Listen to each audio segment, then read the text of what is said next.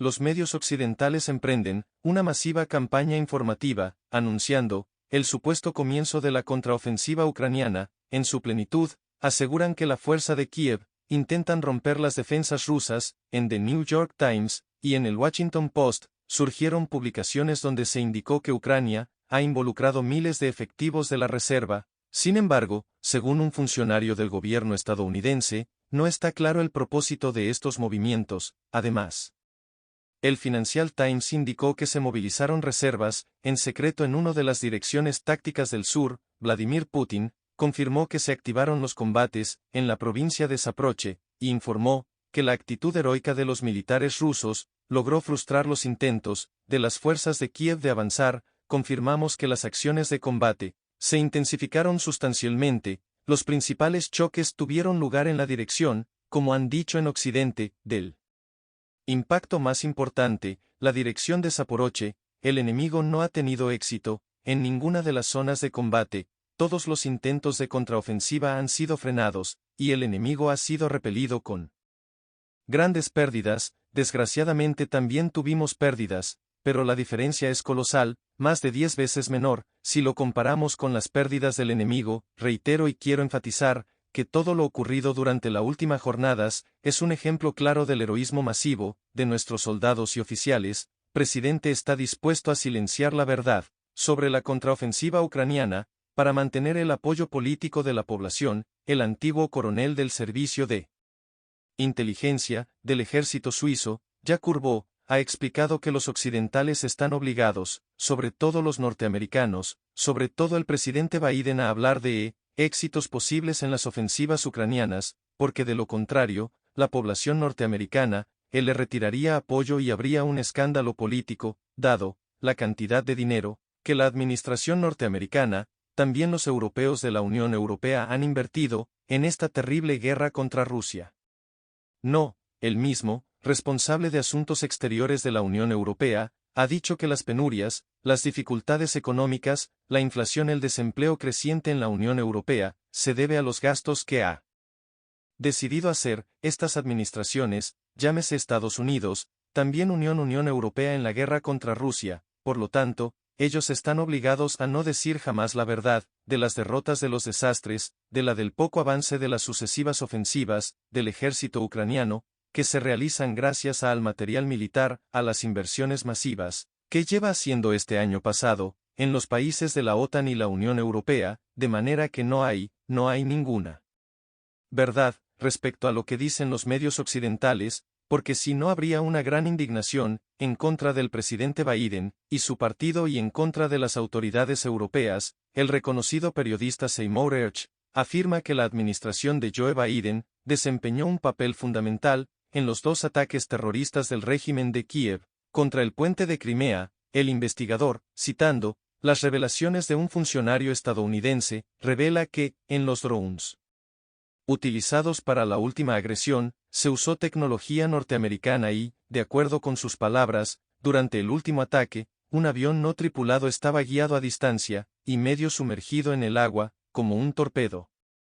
Asegura que la estrategia de Washington está en permitir al presidente ucraniano, Vladimir Zelensky, hacer todo lo que quiera sin supervisión. Cuando Hersh le preguntó si en la Casa Blanca habían pensado las posibles represalias por parte de Moscú, el funcionario contestó que no pensaban tan lejos. Afirmó que en Estados Unidos no tienen una idea real de lo que piensa Zelensky. Calificó a su gobierno como el más corrupto y tonto del mundo. Cabe recordar que el último ataque contra el puente de Crimea fue perpetrado 17 de julio, el mismo día cuando expiró el acuerdo de granos, y Moscú decidió no prorrogarlo. El ministro de Defensa de Rusia, Sergei Shoigu, se reunió con Kim Jong-un en Pyongyang. Los medios locales informan que el alto cargo ruso entregó al líder norcoreano un mensaje al presidente Vladimir Putin, y por su parte, Kim Jong-un demostró a Sergei Shoigu las nuevas aeronaves no tripuladas de fabricación norcoreana. El encuentro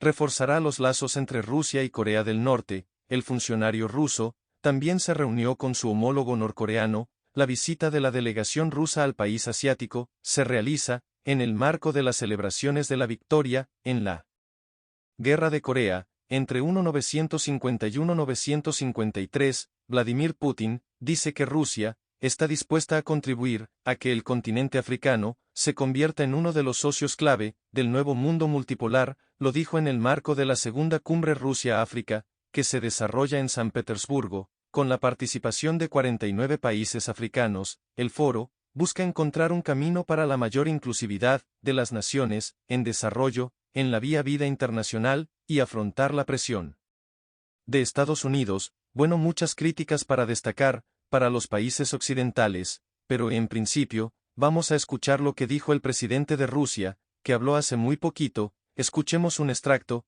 Scott Witze para Daxel Negartium, se compone un cuadro paradójico. Por un lado, los países occidentales obstruyen el suministro de nuestros granos y fertilizantes, por otro, hablando directo, hipócritamente, nos acusan de la actual situación de crisis en el mercado mundial de alimentos. Se pusieron trabas a la donación de fertilizantes minerales, por nuestra parte, a los países más pobres y necesitados, de las 262.000 t de dichos fertilizantes bloqueados, en los puertos europeos, solo se enviaron 2 lotes, 20.000 t a Malawi y 34.000 t a Kenia. El resto quedó en manos de los europeos, a pesar de que se trataba de una acción puramente humanitaria que, en principio, no debería estar sujeta a ninguna sanción. Bueno, alguien no quiere que Rusia, como se dice, se enriquezca, que se use dinero con fines militares, pero es una donación. No lo hacen a pesar del discurso vacío sobre el deseo de ayudar a los países más pobres. Ahí lo teníamos a Putin hablando de la donación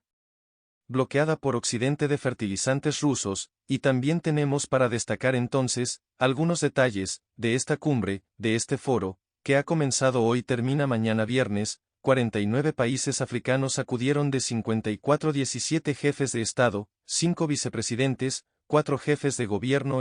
Podría decirse que la convocatoria es un tanto menor a la del año 2019, pero según el secretario de prensa del presidente de Rusia, esto se debe a una injerencia absolutamente flagrante y descarada por parte de Estados Unidos, Francia y otros estados en los países africanos, para impedir que participen activamente en el foro. Scott destaca igualmente que la convocatoria es exitosa y además aclara que algunos jefes de Estado no pudieron venir por cuestiones de agenda, pero esto mismo que dijo Peskov se ve reflejado en el testimonio de un integrante de la Cancillería de Etiopía, que dijo que los países de Asia, África están bajo presión en cuestiones que se plantean en la ONU. No aquí es lo que pasa, según dice este mismo integrante de la Cancillería de Etiopía, es que hay presión para que países africanos firmen documentos antirrusos, y se niegan a hacerlo. También vamos a escuchar qué es lo que opinó sobre la misma ONU, la canciller de Sudáfrica. Lo que nos gustaría ver es la reforma y el fortalecimiento de la ONU. En varias ocasiones, la ONU ha sido utilizada con fines políticos, ha sido empleada por algunos como un arma contra otros. Tenemos que acabar con eso. En el contexto del conflicto entre Ucrania y Rusia, a la Asamblea General se le ha dado una especie de papel decisivo, pero en realidad no lo tiene, así que espero que en el futuro continúen los cambios de ese tipo. Todo el mundo está interesado en el BRICS, porque pueden ver que está sucediendo algo diferente. No buscamos usar como arma los océanos, no buscamos usar como arma los bosques, no buscamos usar como arma el cambio climático.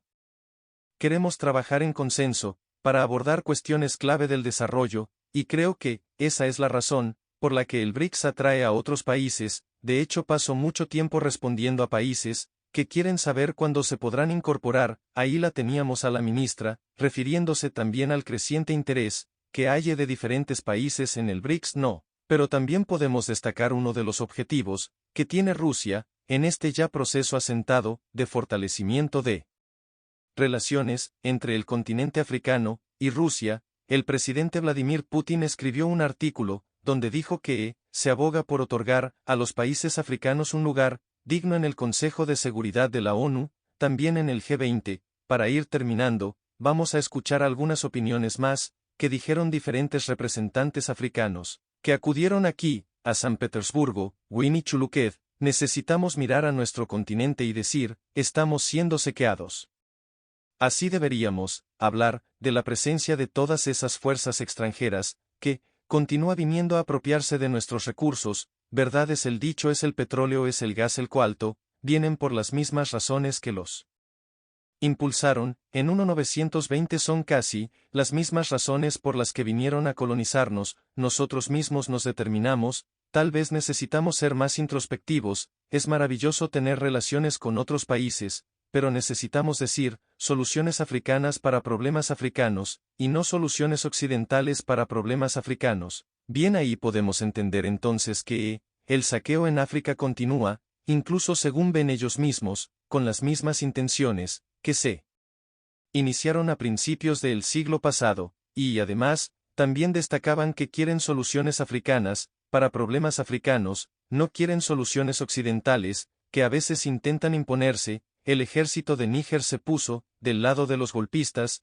que previamente anunciaron el derrocamiento del presidente, Mohamed Bazoum. Con este giro, crece la incertidumbre en torno a la situación en el país, ya que la administración de Bazoum contaba con el ejército para resolver el conflicto. El Ministerio de Relaciones Exteriores del país destaca que el mandatario se encuentra en su residencia, donde está retenido por los rebeldes. Los autores del golpe militar determinan el cierre de fronteras, toques de queda, y la suspensión de las actividades de las organizaciones, mientras la crisis en esa nación africana podría tener importantes consecuencias, más allá de sus fronteras, y es que Níger es uno de los países más pobres del mundo, con más del 80% del territorio, ubicado en el desierto del Sahara. Sin embargo, tiene impresionantes depósitos de recursos naturales, especialmente de uranio. El país se encuentra en el 7º lugar del mundo en producción de este metal. Su extracción es crucial para Francia,